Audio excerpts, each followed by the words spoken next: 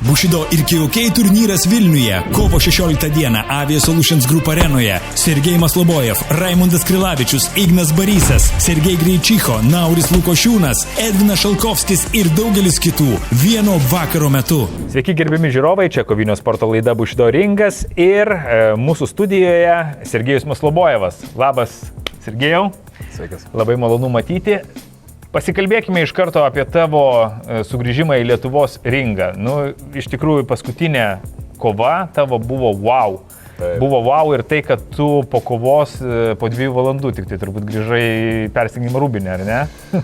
Taip, užtruko kaip minimum po 1,5 valandos pasibendrauti, pasilabinti, nusifotografuoti su gerbėjais. Ir kaip aš ir sakiau prieš kovą, tai yra mėgstamiausia mano turbūt karjeros dalis - kovoti Lietuvoje prieš savo publiką, prieš savo žmonės, dovanoti jiems tą reginį, gauti iš jų tą emociją, tai tokie, žinai, barteriniai mainai gaunasi. Jo.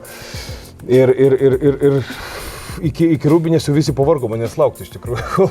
Gal aš grįžčiau, gal aš jau iš jų prakytą išėjimą. Bet tai yra dalis, ar ne, viso to, kad tu darai, pasibendrauti su žmonėm. Daugeliu tų ir jaunų vaikų esi įkvėpimas, jie tiesiog nori nusifotografuoti, pakalbėti. Žinok, visą gyvenimo, mano karjerą, ne gyvenimo, o karjerą, mane žavėjo vienas pasakymas vieno didžiojo kovotojo, Muhammad Ali, kai jį vadino People's Champion. Ir kai tu supranti, kad tu gali pakelti nosį kaip Mayweatheris ir gali visus siuntinėti kuo toliau, taip, duokit man mano erdvę, duokit mano laiką, čia atstokit nuo manęs, bet tu gali būti žmoniškas ir būti žmonėm. Tu žinai, kad aš esu ten, kur aš esu, žmonių pagalba. Aš esu tiesiog idėjinių žmonių kūrinys, galinis jau produktas padarytas. Taip. Ir tiesiog aš atiduodu būtent tą duoklę žmonėm, visiems žmonėm už tai, ką aš gaunu, aš jiems stengiuosi tai atiduoti, tai atsidėkoti tokiu būdu. Todėl mane ir ne vienas žmogus turbūt ir priima, būtent taip, kaip aš ir patinka man girdėti tą žodį, žinai, žmonių čempioną būti. Būti ne tiesiog eilinis, nes čempionas, žinai, vienas šiandien, rytoj kitas, o žmogus visam gyvenimui turi likti. Kovojant ringose, aišku, gerbėjai laukia po kovos ir panašiai, bet pavyzdžiui, einant gatvėj, ar ne, ar būnant kažkokioj tai gyvenimiškai situacijai, jeigu prieina žmonės pasikalbėti, nusifotografuoti, pabendrauti, ar vėlgi tai supranti kaip duoklės atidavimą? Faktas, būna savo reikalas, visiems būna skubi, bet visą laiką stengiuosi sustoti, pasilabinti, ranką paspausti, nuotrauką pasidaryti, išklausyti jų komentarą, duoti jiems patarimą. Būna socialinėse tinkluose iš viso, kas ten darosi. Viskas kitaip ten. Ten iš viso kitas pasaulis, kurį gyvenimą aš atskirą gyvenu turbūt nuo savo. Ir kuris užima labai daug laiko. Ir žmonės kreipiasi netgi su tokiais gyvenimiškais patarimais. Iš gyvenimo pusės iš viso su sportu nesusijusius. Tai tenka atidirbti labai nemažai ir atiduoti tą duoklę, kaip tu sakai.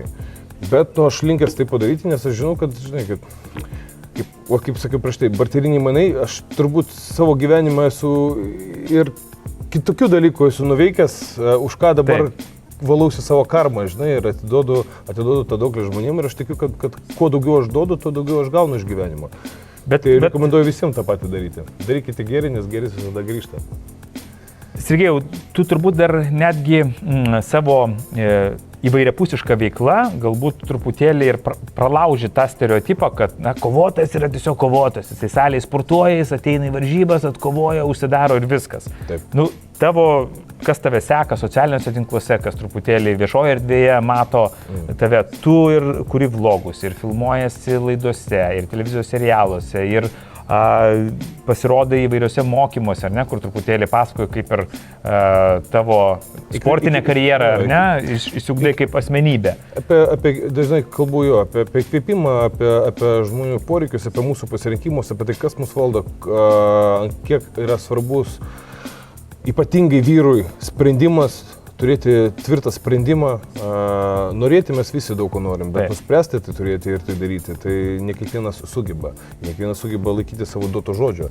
Tai vat, būtent šitą patirtimą stengiuosi dalinti su žmonėmis ir stengiuosi juos įkvėpti, nes aš suprantu, kad visi mes esame iš tikrųjų asmenybės, bet ar mes sugebėjom ir drįsome vieną ar kitą dieną ją atskleisti tą asmenybę, ar mes tiesiog ją užgniaužę, kaip mums sakė, būk geras, būk toks, būk tanoks, nedaryk taip, viskas pagal kažkieno taisyklės, pabrauksiu pagal kažkieno taisyklės. Ir taip ta gėlė, galbūt graži gėlė, jinai taip ir neįsiskleidžia, o visi mes esame gėlės laukuose. Na kągi, gėlės truputėlį atidėkime į šalį, pasikalbėkime apie sunkų darbą sporto salėje, apie discipliną. Ir vėl salė. Taip, ir vėl salė keliaujam. Daug laiko praleidai sporto salėje. Tai vėlgi, čia yra du pagrindiniai turbūt dalykai. Tie socialiniai tiklai, socialinis tas gyvenimas mano, podcastai, kur mes kalbėjom irgi prieš interviu. Ir antras dalykas yra salė. Salė. Ir kai aš nesportuoju, aš pasakysiu to atvirai, aš būnu visai kitas žmogus. Mano aplinka mane visai kitaip priima, mane visai kitaip mato. Aš esu ekspresyvus, aš esu laimingas, aš esu kaip švytinti, žinai, tokia kaip saulė žemėje, kaip visur šviečiu tą energiją ir šypseną ir nuotaiką. Ir kai sportuoju, aš vis nyrėjau, todėl būna, sutinka kiti žmonės ir kaip ir atsakau, norit nusifotkati kažką, tu toks. Gerai. Ir tu vėl grįžti, nes tu žinai, kad tu jau padarai 1-2 treniruotės ir tau dar trečia kokia laukia, žinai, tą dieną. Nes kiti žmonės po 3 daro į savaitę ir jie didžioji savimi, o tu po 3 kartais į dieną darai. Būdavo periodas, kai aš po 4 treniruotės į dieną darydavau. Į dieną. Tai būdavo iš viso koma. Bet turėdavai pietų pertrauką. Bet aš žinau, kur aš einu. Taip. Bet aš žinau, kur aš einu. O kiekvienam vyrui, tai jeigu grįžtume apie tą motivaciją, kiekvienam vyrui, ypatingai žmogui, bet vyrui ypatingai turi turėti kryptį vyras, turi žinoti, kur jis nori nueiti, kas jis nori būti, kas jis apskritai yra toks. Tai kai tu kryptį turi, tai tu suspaudai dantis, davai savo žodį ir tu laikaisi jo, eini į priekį, kaip sunku bebūtų. Kokį žodį savo davėjai prieš paskutinę kovą, kovojant arenoje? Priešininkas buvo stiprus. Priešininkas buvo tikrai stiprus. Kokie atgarsiai bebūtų, aš paskui man buvau nustebęs, kad kelis atgarsius girdėjau, oi, silpnas priešininkas. Klausykit, silpnas, klausykit, jisai sunkios svorio kategorijos, žmogus 17-2 rekordas. Ta prasme, jisai Glory taip pačiau kovojo prieš topus. Nu, ta prasme. Faktas, kad yra šiek tiek ir farto mūsų sporte. Jo, smūgio jėga pas manęs generuojama yra nemaža. Bet jeigu aš nebūčiau tada pataikęs tuo metu, arba nebūčiau pastebėjęs jo šiek tiek susviravimo, galbūt kovos eiga visai kitokia būtų. Galbūt ir aš būčiau jo vietoje, niekas nežino, bet gavosi viskas taip. Ir ačiū Dievui, kad gavosi. Ir aš vėlgi eilinį kartą sugebėjau dovanoti žmonėms puikų reginį. O pati įsimintiniausia kova per tavo visą karjerą, kokia buvo? Nesvarbu, tai buvo pergalė, pralaimėjimas.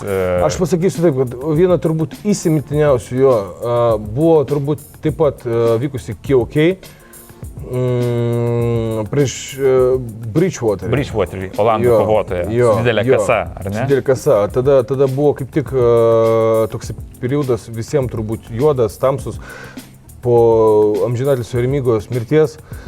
Norėjau ir jį pagerbti ir organizavau ten visą būrį žmonių ir kas dainuos, ir kaip kas darys, kaip kas išsidės, kaip ką darys. Einu jau perdegęs, išeinu į kovą, bum, pirmo raundo vidury man plyšta šoninis raištis, aš ant kojos nebestoviu, aš nebesuprantu, kas darosi, kiti sako, plaukia, koks plaukia, man neįpataikė, man nei ką, bet aš tiesiog realiai nesuprantu, kas man darosi, nes aš dar perdegęs ir dar koja nelaiko.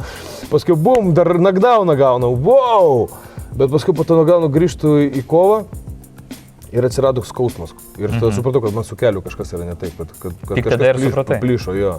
Bet aš jau supratau ir aš galėjau jau valdyti tą koją. Aš jau galėjau ją valdyti, nes prieš tai aš tik statuoju, aš griūnu kažkur tai. Tai aš pradėjau ją valdyti ir tada susiėmiau, tada trečią raundą grįžau į kovą, grįžau stipriai. Gavom pratesimą, iškovojom taškais pratesimą ir jau ketvirtam raundė netgi persvirom, jau kad jau priešininkas matėsi, kad jau nelabai norėjo kovoti.